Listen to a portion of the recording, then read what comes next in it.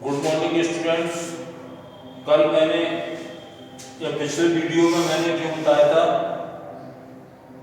वही लेसन 13 है, why do we fall ill, यानी हम बीमार क्यों होते हैं। ये अब उसके आगे की स्टडी है। कुछ जनरल बातें हैं कि डिफरेंस बिटवीन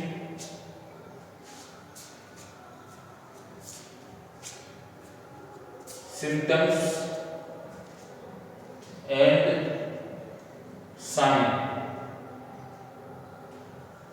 लक्षण एवं संकेत में अंतर।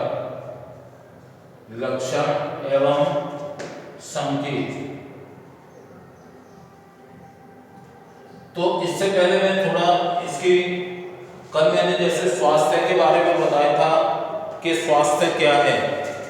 तो स्वास्थ्य के बारे में जो बताया था, स्वास्थ्य शरीर की वह अवस्था है जिसके अंतर्गत शारीरिक, मानसिक तथा सामाजिक कार्य करने की समुचित यानी उचित क्षमता हो और कोई भी कार्य जो है उचित प्रकार से किया जा सके। ये क्या मतलब बताया था स्वास्थ्य का। और कल ये भी बताया था स्वस्थ रहना और रोग मुक्त यानी डिसीज फ्री, इनमें अंतर भी बताया था। तो मैं थोड़ा पहले आज जो बताना चाहता हूं रोग तथा इसके कारण, रोग तथा इसके कारण। एक तो इसके बारे में चर्चा होगी और इसी के साथ में दूसरा बिंदु है हमारा, मतलब उसकी चर्चा करेंगे कि रोग किस तरह के दिखाई देते हैं। रोग किस तरह के दिखाई देते हैं। रोग किस तरह के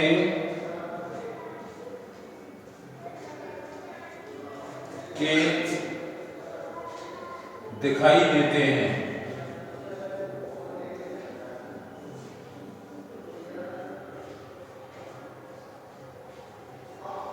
Which type looks like the disease। तो हम पहले इसका थोड़ा इंट्रोडक्शन की बात करेंगे। डिजीज एंड इट्स कॉजेज, यानी क्या है ये पहला वाला जो है क्या है, डिजीज एंड इट्स कॉजेज, रोग और उसके कारण। अब रोग किस तरह से फैलता है, तो ये what does disease, what does disease, what does disease look like.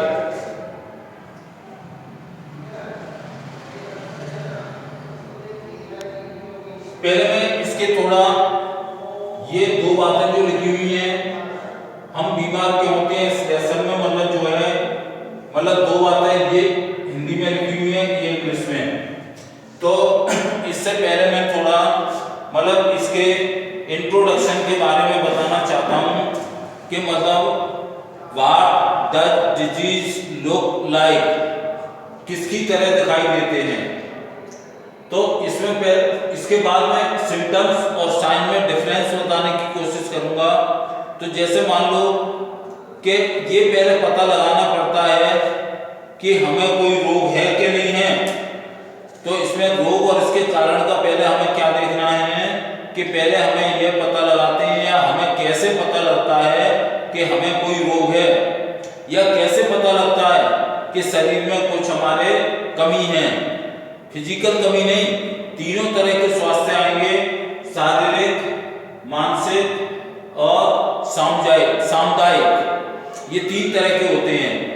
अब ये मतलब हमने शुरू में पढ़ चुका था कि हमारे शरीर में जो है डिफरेंट टाइप के टिश्यूज होते हैं, यानी शरीर में हमारे में विभिन्न प्रकार के ऊतक होते हैं और ये ऊतक क्या करते हैं, शरीर के जो क्रियात्मक तंत्र होते हैं, जो एक्टिव सिस्टम होते हैं या ऑर्गन सिस्टम होते हैं, यानी अंग तंत्र बनाते हैं।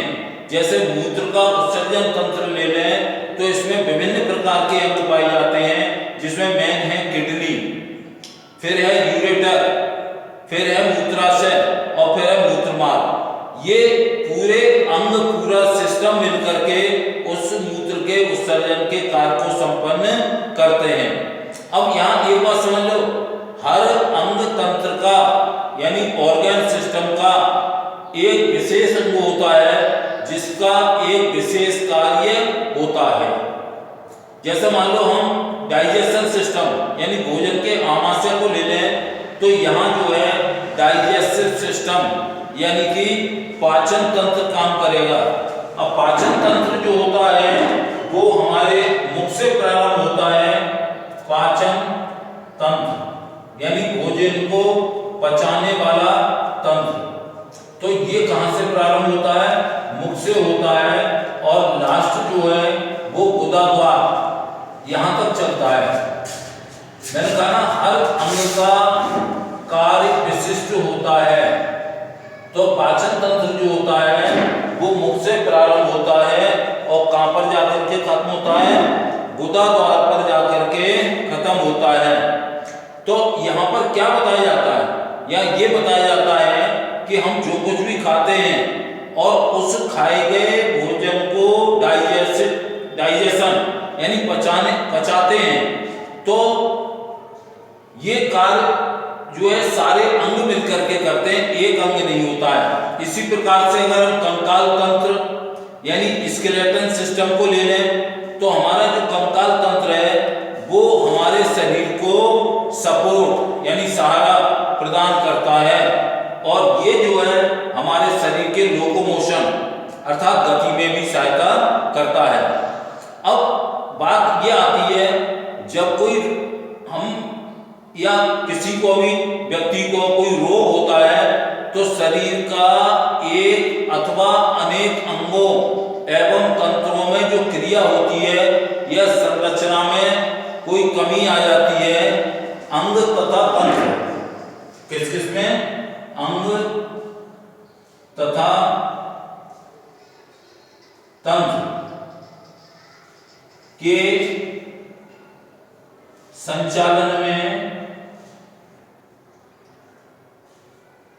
संचालन में खराबी यानी कमी आ जाती है।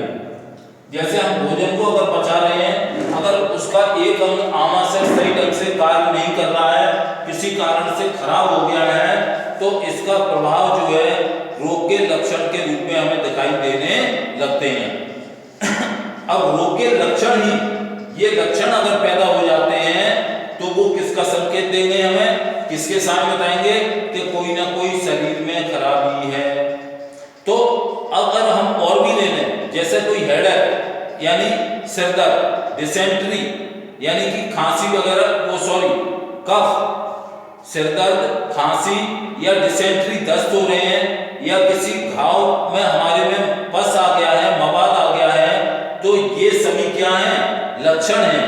और इन लक्षणों से के कारण ही हमें किसी न किसी रोग का पता चलता है कि हमें कोई ना कोई रोग है। लेकिन यह पता नहीं चलता कि कौन सा रोग है। हमें ये तो पता चल गया कि किसी न किसी रोग का तो पता लग गया, लेकिन यह पता नहीं लगा पाते हम लोग स्वयं कि हमें कौन सा रोग है।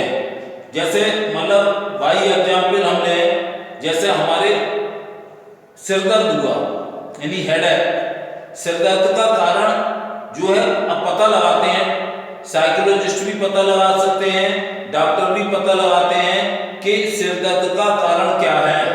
कहीं परीक्षार्थी को या स्टूडेंट को परीक्षा का भय तो नहीं हो गया है, उसकी वजह से सिर दर्द हो रहा है।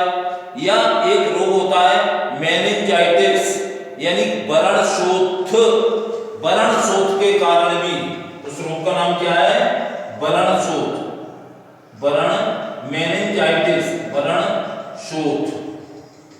इसके कारण भी हमारे शरीर में, मस्तिष्क में क्या होने लगता है? दर्द होता है।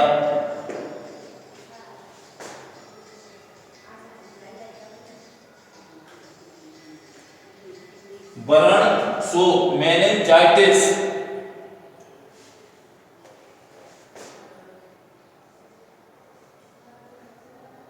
इसके कारण भी सिर में दर्द रहता है। अब दो कारण बताए मैंने, एक तो हमें परीक्षा का डर है, उसके कारण भी हमारे मतलब क्या होता है, सिर में दर्द होने लगता है, या हमें कोई और कारण से भय है तो मस्तिष्क का जो होता है, मस्तिष्क का वरण शोथ, क्या होता है, मस्तिष्क का वरण शोथ यानी मेनिंजाइटिस, ये रोग हो जाता है। और जो हमारे शरीर में कई एक बीमारियां हैं उनका ये बीमारियां हो सकती हैं। जैसे अब बात करें साइन की बात करें तो रोग के चिन्ह भी हैं जिन्हें चिकित्सक जो है, डॉक्टर यानी ये बाय द डॉक्टर्स, ये जो है इसके लक्षण के आधार पर संकेत प्राप्त होते हैं। जैसे हमारा शरीर अगर गर्म है तो ये लक्षण हो गया। अब इसके संकेत क्या, बुखार भी हो सकता है भाई, या और किसी डेंगू बुखार हो सकता है। तो रोग वे चिन्ह हैं जिन्हें चिकित्सक यानी डॉक्टर लक्षणों के आधार पर ही देखते हैं, और लक्षण किसी विशेष रोग के बारे में ही संकेत देते हैं। चिकित्सक रोग के सही कारण को जानने के लिए हमें कुछ टेस्ट भी लिखने पड़ते हैं डॉक्टर को। डॉक्टर टेस्ट लिखेगा, वो टेस्ट के आधार पर ही, पहले लक्षण के आधार पर टेस्ट कराया और टेस्ट के आधार पर फिर संकेत दे दिए कि भाई तुम्हें फला फला बीमारी है। तो इसमें मतलब ये दो लक्षण और संकेत यानी what is the difference between symptoms and sign, इन दोनों में क्या अंतर है। तो symptoms indicate the person of disease, symptoms यानी लक्षण ये बताएंगे कि वो व्यक्ति जो है बीमार है व्यक्ति, किसकी ओर इशारा करेंगे, इंडिकेट इशारा करना, इशारा करना, तो किसकी ओर इशारा करेंगे कि व्यक्ति में कोई ना कोई बीमारी है। अब हमने कहा लक्षण मतलब जो आए कि लक्षण जो है शरीर गर्म हो रहा है या शरीर दुबला पतला हो रहा है, कृशकाय हो रहा है, तो वो मतलब इशारा किसकी ओर करेंगे, संकेत करेंगे, किसी की ओर, बीमारी की ओर संकेत करेंगे। अब ये जो आता है और साइन क्या करता है, ये हमें सूचना देता है, इंफॉर्मेशन, किसके बारे में सूचना देता है कि एक कोई पर्टिकुलर बीमारी इस व्यक्ति के अंदर है। ये कौन बताएगा, साइन। साइन का मतलब संकेत हो गया। संकेत का मतलब जैसे हमें किसी के हमें मतलब बात पता लग रही है, उस बात को पता लगाने के लिए संकेत के द्वारा ही पता लगाते हैं। दूसरा देखो मतलब साइन क्या प्रोवाइड, क्या सूचना हमें देते हैं, about the presence of a particular disease. Particular disease, एक कोई बीमारी हो सकती है, इस बात को इशारा करते हैं। Symptoms are collective manifestation of a number of disease of particular parts of the organs, और ये बीमारी जो है व्यक्ति के किसी अंग में हो सकती है, इस बात का पता हमें जो है लक्षण से पता लगता है। जैसे किसी व्यक्ति की अगर मूत्र के उत्सर्जन संबंधी समस्या यानी कि एक्सक्रीटन सिस्टम में कोई खराबी आ जाती है, तो अब मूत्र के उत्सर्जन तंत्र में यानी एक्सक्रेटरी सिस्टम में हमने बताया था ना अभी कि किडनी भी होती है, मूत्र नली भी होती है, मूत्राशय भी होता है, मूत्रांग में भी होता है। तो मूत्राशय में या मूत्र की कमी हो जाने से या किसी मूत्र संबंधी रोग से व्याधि हो जाने के लक्षण दिखाई दे रहे हैं, तो वो खराबी किसी एक अंग में भी हो सकती है। यानी कि ज्यादातर इशारा जो जाता है वो ये जाता है कि किडनी व्यक्ति की खराब है, या किडनी के अंदर जो संरचना होती है नेफ्रॉन्स, वहां पर जो है फिल्ट्रेशन यानी ग्लोमेरुलर से रचना पाई जाती है, उसके द्वारा होता है, तो वो सही ढंग से कार्य नहीं कर रहा है। और ये साइन क्या बताएंगे, they are distinct for different disease. Sign ये बताएंगे वो विभिन्न प्रकार की बीमारियां जो हमारे शरीर में हैं उसके बीच में वो भेद बताएंगे कि एक व्यक्ति को बुखार भी है, बुखार के संग उल्टी दस्त भी हो रहे हैं, उल्टी दस्त के संग और कोई भी लक्षण दिखाई दे रहे हैं, तो उसको मतलब भेद करेंगे कि भाई तुम्हें तो बुखार है, अब बुखार में भी बता देंगे तुम्हें डेंगू बुखार है या और कोई बुखार है, तुम्हें खांसी भी आ रही है तुम्हें, तो इसमें जितने प्रकार के होते हैं उनमें विभेद करने का कार्य करते हैं। अब सिम्टम्स जो होते हैं are experienced by patient himself और हरसेल्फ, यानी लड़का स्त्री जाति हो चाहे नर जाति हो, तो सिम्टम्स जो होते हैं वो कैसे होते हैं, कॉमन होते हैं। कुछ सिम्टम्स अगर हमारे मतलब कोई मूत्र के उत्सर्जन में है कमी, तो मूत्र के उत्सर्जन में या पाचन को हम भोजन को ढंग से सही से पचा नहीं पाते हैं, तो ये कॉमन हम डॉक्टर तो लक्षण देख करके बता देगा कि भाई कॉमन है, ये भी हो सकता है ये भी हो सकता है, वो एक साथ ही 2-3 लोग बता दे। लेकिन मतलब जो है संकेत यानी साइन जो बताएंगे प्रत्येक बीमारी के जो है वो विशेष संकेत होते हैं। अगर हमें कोई भी समस्या है, चाहे बोन संबंधी समस्या है, चाहे मूत्र संबंधी समस्या है, चाहे पाचन तंत्र संबंधी समस्या है, चाहे रिकॉग्निशन यानी नर्वस सिस्टम के द्वारा होने वाली कोई समस्या है, तो ये संकेत जो है वो डॉक्टर के द्वारा ही दिए जाएंगे। अब एक बीमारी आती है एक्यूट और क्रॉनिक डिजीज, तो इसके बारे में मैं बताऊं तुम्हें पहले chronic acute and chronic disease, ये इसमें सिम्टम्स में और साइन में डिफरेंस देख लेना। मैंने क्या बताया था, एक्यूट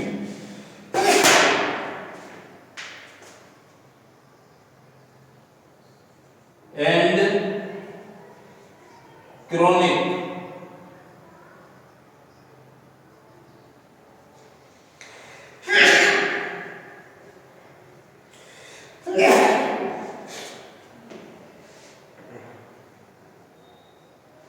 अब एक बीमारी होती है एक्यूट, एक होती है क्रॉनिक, तो ये पहली वाली कहलाती है तीव्र और दूसरी कहलाती है दीर्घकालिक। तीव्र को हम कह सकते हैं प्रचंड भी कह सकते हैं तेज, और एक होती है दीर्घकालिक। अब इन दोनों में अंतर क्या हो सकता है ये पूछ लेते हैं। ये नेक्स्ट वीडियो में डिफरेंस में लिखने की कोशिश करूंगा, तो उन्हें उतारना है ये देखना। तो ये बीमारी क्या है, ये तो कम समय में और ये लंबे समय में, ये क्या होती है कम समय के लिए होती है।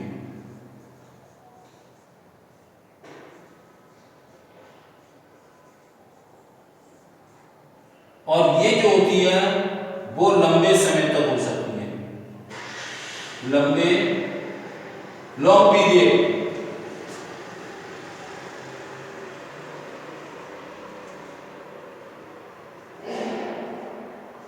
लंबे समय तक चलने वाली कौन सी, क्रॉनिक।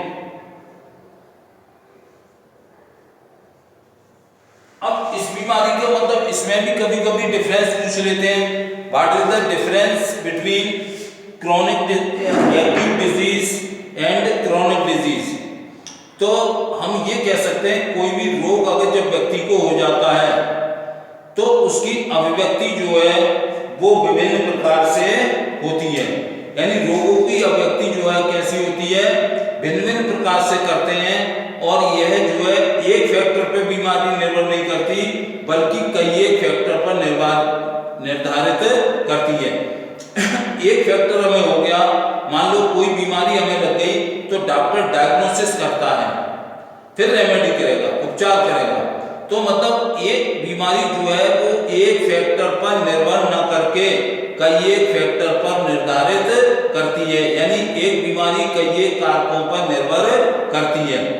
और कुछ रोगों की अवधि कम समय की होती है, जैसे हमें मान लो खांसी हुई तो खांसी हुई 2 दिन 3 दिन में सही हो जाएगा, क्योंकि एंटीबायोटिक जो देते हैं डॉक्टर या कुछ देते हैं उससे ये कम समय में चलती है। तो इन्हें जो कुछ रोगों की अवधि यानी समय काल जो होता है वो कम होता है और उन्हीं को हम क्या कहते हैं, तीव्र या प्रचंड रोग कहते हैं। तो ये मतलब समझ लो बीमारी का समयकाल कम समय के लिए होता है। यानी एक्यूट रोग कौन से होते हैं? Which diseases the time period is very low, यानी 2 दिन 3 दिन में अगर व्यक्ति को वो लक्षण उतर जाते हैं उसके लक्षण, तो मतलब वो कहलाती है एक्यूट डिजीज। एक्यूट डिजीज क्या हुई? एक्यूट डिजीज जो होती है वो कुछ रोगों की अवधि जो होती है कम होती है, उन्हीं को हम कहते हैं एक्यूट डिजीज या प्रचंड रोग या तीव्र रोग कहते हैं। अब जैसे खांसी जुकाम हमें हुआ तो ये क्या है भाई? 2 दिन 3 दिन बहुत कम अवधि के लिए होता है। तो ऐसे भी कई रोग हैं जो बहुत कम समय के लिए होते हैं। तो जो कम समय के लिए रोग होते हैं उनको तीव्र या प्रचंड रोग कहते हैं। अगर इनके उदाहरण पूछे तो खांसी जुकाम वगैरह, ये डिसेंट्री, दस्त, लूज मोशन, ये कोई होते हैं। अब दूसरी बात आती है जो लंबी अवधि तक चलते हैं, लॉन्ग लाइफ भी हो सकते हैं, यानी जब तक हम जिएंगे तब तक रहेंगे। और ऐसे ही रोग यानी which disease are long life, यानी जीवन पर्यंत होती है या लॉन्ग पीरियड के लिए होती है, तो वो क्या कहलाती है? क्या कहलाती है? क्रोनिक डिजीज कहलाती है या दीर्घकालिक रोग कहते हैं। अब ऐसे रोगों में दीर्घकालिक रोगों का उदाहरण, जैसे एक उदाहरण है एलिफेंटाइटिस यानी हाथी पांव रोग। जैसे इसमें सर्दी जुकाम बताया था, उसमें क्या बताया था? हाथी पांव रोग, हाथी पांव रोग, एलिफेंटाइटिस। अब ये जो है वो लंबे समय तक इसका इलाज चलता है और व्यक्ति को लंबे समय तक रहती है।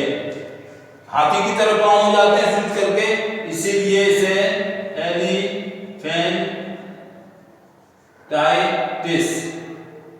ये रोग के नाम से भी जाना जाता है।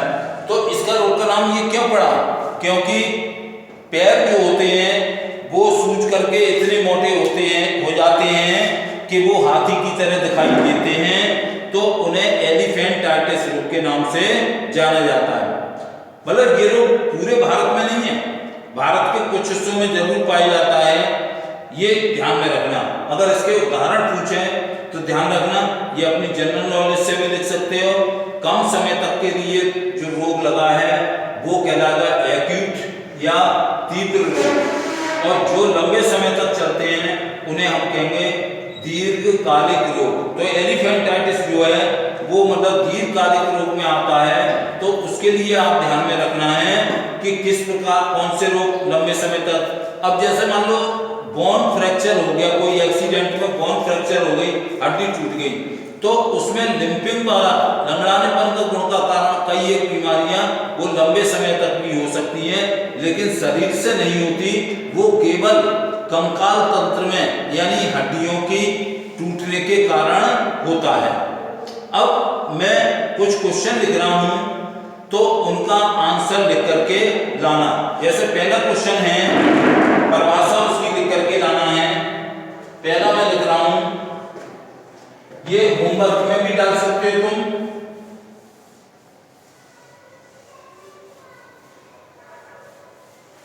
ये कुछ क्वेश्चन में लिखे दे रहा हूं। जैसे मान लो पहला प्रश्न है,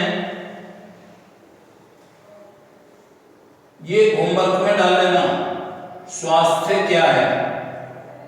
स्वास्थ्य क्या है यानी कल भी दिखाया था, और एक बार फिर what is health, what is health.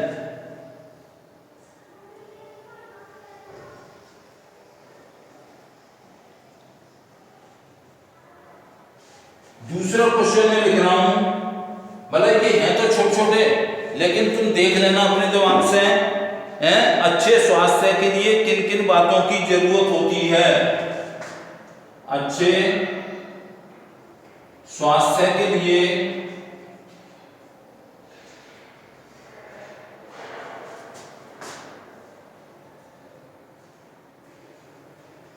किन किन बातों की आवश्यकता होती है या किन किन चीजों की जरूरत होती है? ये हालांकि तुम्हारे एक तरह से सामान्य समझ पर निर्भर करते हैं। जैसे मान लो मैं इसके बारे में थोड़ा बताऊं तो ये 2 क्वेश्चन घर के लिए दे रहा हूं, एक और लिख दूं।